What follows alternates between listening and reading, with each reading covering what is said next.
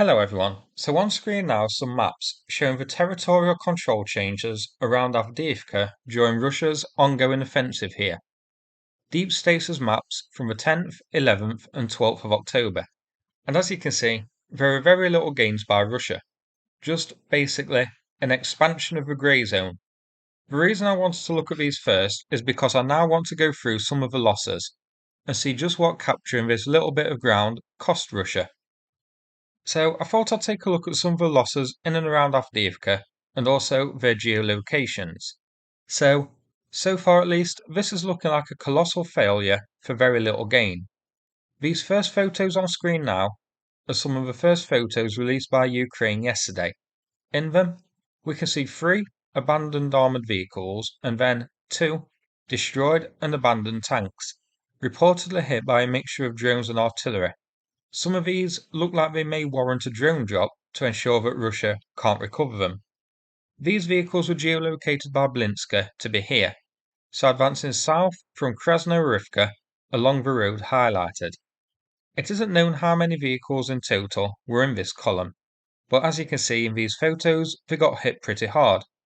This is all in the area of the blue box. Now, while this road does coil around to Avdiivka itself, I don't think Avdiivka was the target here. Russia's attempt during this first attack was to start an encirclement of Avdiivka. They weren't going to take a full-scale assault on the town itself just yet.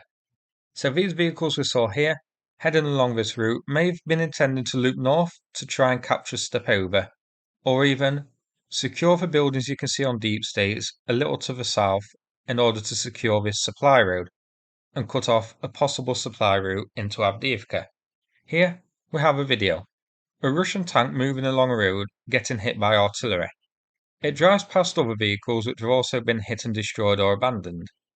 At least one of these looks to be recent, likely from the same assault. The others we can't really tell if they're new or old. As that tank is smoking, a couple of other vehicles of the column arrive, no doubt the crew bricking it after seeing what happened to their comrades. Let's check out where this was. So this was geolocated to be here, the armoured column moving west along the road highlighted, which we can see comes from Vodnyana. Now, you may remember a couple of days ago, on the first day of the offensive, a BREM-1 fell into a pond near Vodnyana. Well, this could be the remnants of that same column getting hit here, but it's impossible to tell for sure. This was here on Deep States, the column approaching Ukrainian-controlled territory. Now, I'm surprised if this was the same one, that the remnants, after seeing one fall into a pond and others hit by artillery, didn't just call it quits and turn around, but they continued on and gave us this little video. Zoomed out you can see that this was south of Avdiivka. I expected this to be heading towards Sieverne.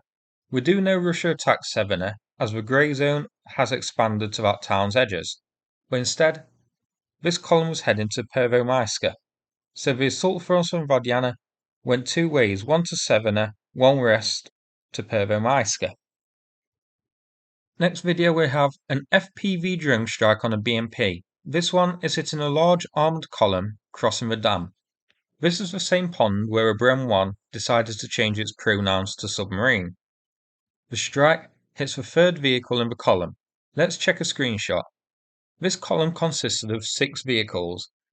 The one which was led by the BREM-1, which fell into the pond, had 8 vehicles, as we can see here. The BREM-1 disappearing underwater, so 7 remaining. So it looks like this could be 2 separate armoured columns, but we can't rule out one of the vehicles being off-screen. Maybe further ahead of the pack and out of view, or further behind and out of view of the drone. However, the geolocation adds a bit more to this situation. This column was actually heading south, along the blue line, away from Avdiivka. So this is looking like it was Russian armoured vehicles pulling out in retreat after being given a kick up the jacksie, rather than a Russian offensive force on the attack. So it could be the same column which lost the BREM-1, retreating after another of its vehicles was hit. But it's impossible to tell for sure. We know there are at least 2 assault forces from here. Some assaulted Sieverne, expanding the grey zone, and some we just saw advancing west instead. I will add them to the map. I've used black for the arrow here to show that this was a retreating force rather than advancing. So, While this doesn't give us any insight into the direction Russia attacked, it does show us the way at least that some of the forces went after receiving a good thrashing.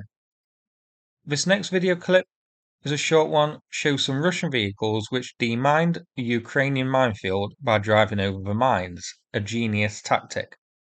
A burning BMP and a disabled tank are seen in this brief clip. These are geolocators by here. This field west of Krasnohorivka.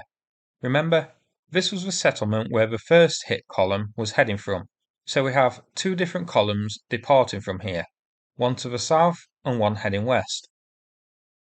So let's turn to deep states again. This was part of the assault heading towards Stepove and Berdychi.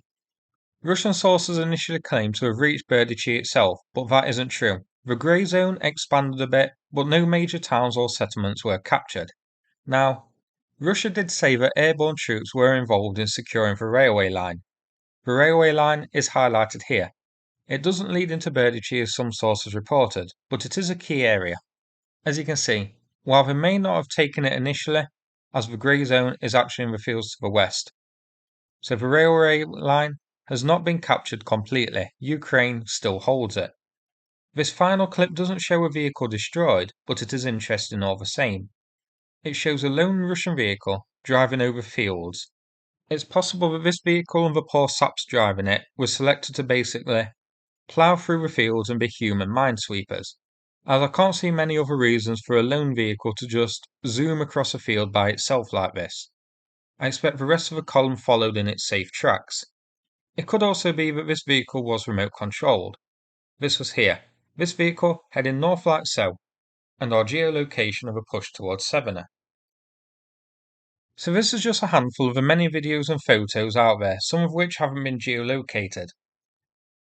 But this selection gives us some idea of the losses and some idea of where Russia carried out its attacks and where they failed.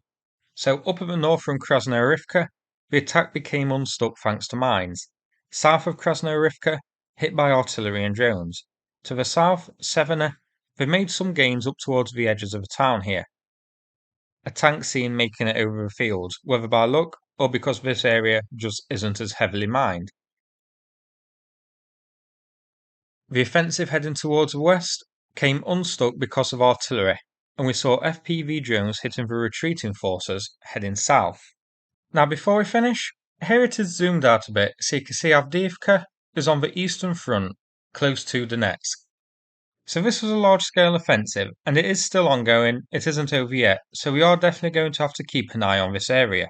So that's it for this video, I hope you found it interesting. If so, please click like and subscribe, I'd appreciate it. Now, before we finish, I'm going to play a video about the recent ongoing fundraiser with the Ukraine Volunteer Centre, which I hope you can watch too. Big thanks to everybody who's donated so far. Thanks very much, and take care everybody.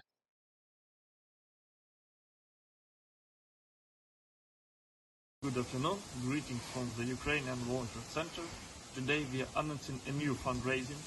One Volkswagen Touareg car for paramedics from Donetsk direction. They desperately need a car as all their vehicles were damaged during the last attack on their position. Car price is $10,000 and 1,000 liters of GSL fuel for 3rd Separate Battalion of Ukrainian Volunteer Army Volyn, because there is a catastrophic lack of fuel. The fuel at war is like a blood that circulates in the logistics artery. Without it, we won't be able to achieve our goals.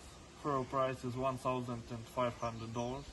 Recently, soldiers from aerial reconnaissance on the Zaporizhia direction contacted us, and they need a mast for the antenna to fly longer, $300. Also, a pharmaceutical company contacted us from abroad, and they are ready to send us 200 first aid kits, and its price $1,200. The overall goal of the fundraising is $10,000 and $4,000. We read your comments. That's why we have decided to make 2 shirts of glasses sets, and the first one will be sent to the person who will make the biggest donation, and the second we will send to a random person who will make a donation starting from $20. Thank you all of your kind words in the comments.